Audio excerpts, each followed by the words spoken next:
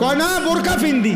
আমনে যেই বোরকা ফিনদেন বোরকার উপরেও 3টা ফাট্টা লাগাইছেন, বোরকার উপরেও 3-4 রকমের কালার লাগাইছেন, এটারে ডিজাইন করছেন এত রকমের, উদ্দেশ্য একটাই, যেমনে হোক বেড়ই তো আমার দিকে চাইতেই হইব।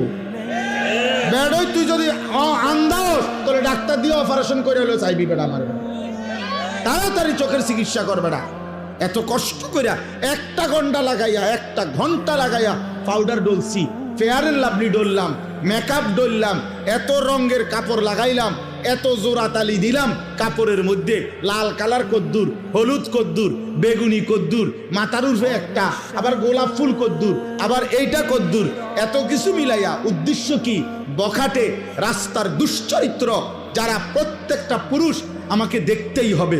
আরে বোন, আরে মা, বেপর্দা নারী, তোমারে রাস্তায় যারা দেখে তারা তোমারে রাবেয়া বসরির নজরে দেখে না, মা ফাতেমার নজরে দেখে না, তোমার ভোগের নজরে, উপভোগের নজরে, লালসার নজরে দেখে। এজন্য বেপর্দা নারী কিতাবে আছে, নিজেই নিজেকে ছোট করে, নিজের দাম নিজেই কমায়, নিজেই নিজেকে বাজারে তুলে দিছে যে আমার এই অসল আমি মূলত চলে না, আর আমনে নিজে চাইয়ালন।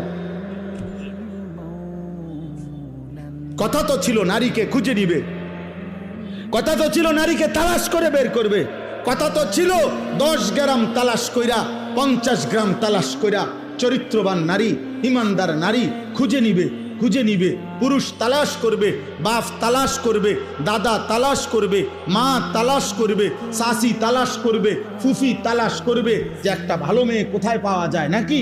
কথা ছিল এই, কে তালাশ করবে? বেড়ি তো বাজারে কীর্তন খোঁজেন, আমি ওই যে আপনি ডেইলি গেলে তো পাইবেন, আপনি কীর্তন তো আন।